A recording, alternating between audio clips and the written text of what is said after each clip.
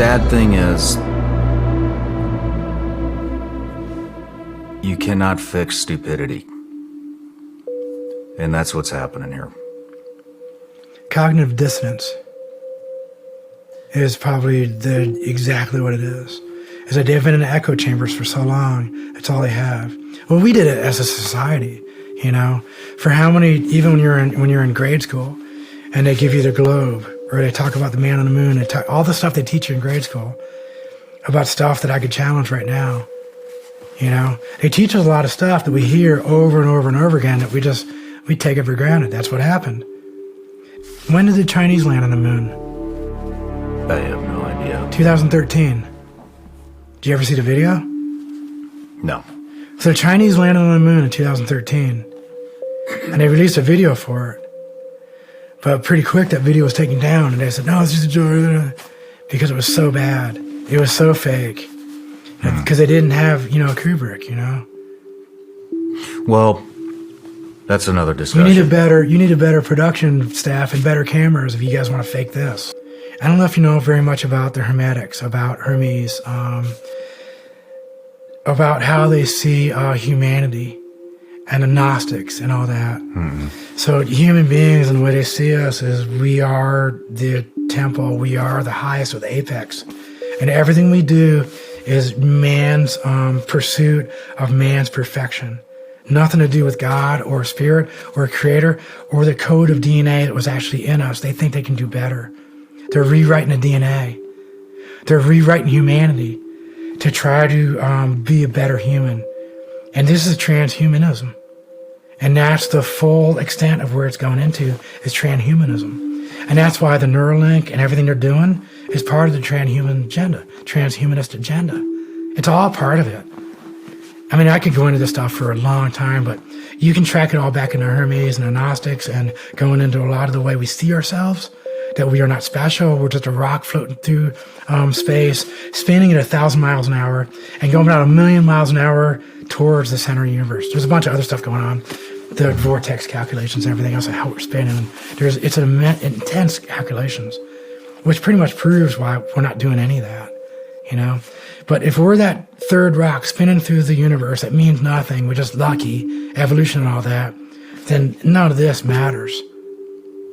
That's the end goal of what they want. But if this is a temple and this is special, and this is created for a purpose, and the earth was also the same thing, then we have to do everything we can to care for this. And the fact that something happened on this earth, that they were putting out data, and there's evidence that the data wasn't really right, you know? And there's a bunch of other stuff, and it was like, this isn't really adding up, you know? And so that started making people think and waking up, you know, and looking at it.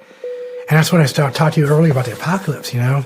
The word apocalypse in Greek and Latin and all the other ones, derivatives of it, the word apocalypse and what they said in the Bible and what it really meant was the awakening. It was about the lifting the veil is actually a more direct interpretation. But the veil is lifted.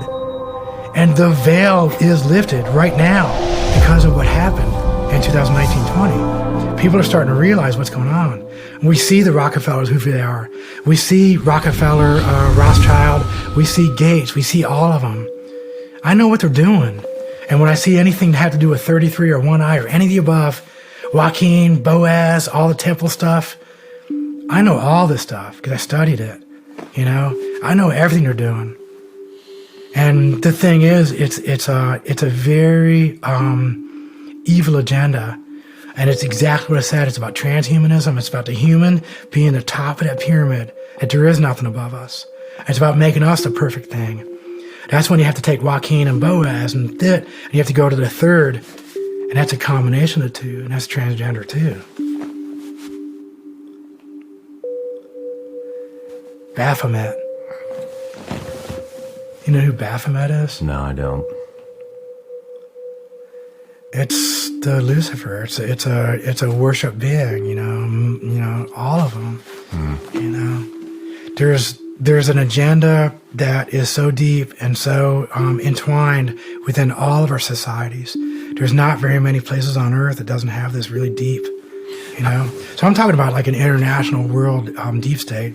Yeah. Whenever Trump was talking about the deep state in America, it's pretty bad, and they're all connected.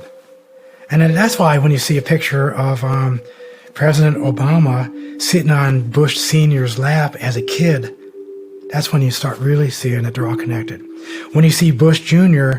debating as a presidential debate, debating against one of his brothers, from the same fraternity, So it's just ridiculous how entwined and everything really is. So pretty much exactly after Bush Sr., every one of them has been connected, except Trump. He was the only one that was kind of off, out of that he could actually say things that weren't controlled, And that's the problem right now, is that every president is picked and placed to do exactly what they're told. They have no freedom.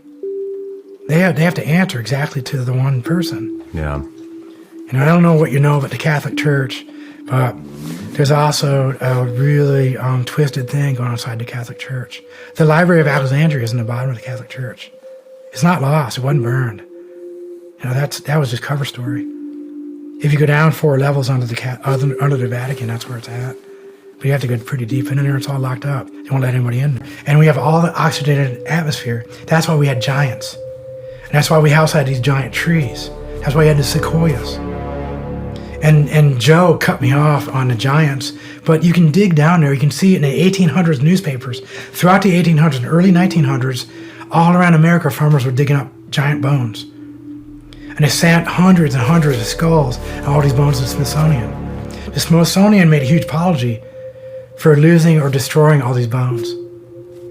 They're all gone. There's no more of these bones left. Where are the giant bones? They're probably hidden somewhere. But giants existed. It's known. It's a fact. People lived longer in the old days than we do now. It's a fact. And the reason I know it's a fact is because there's evidence.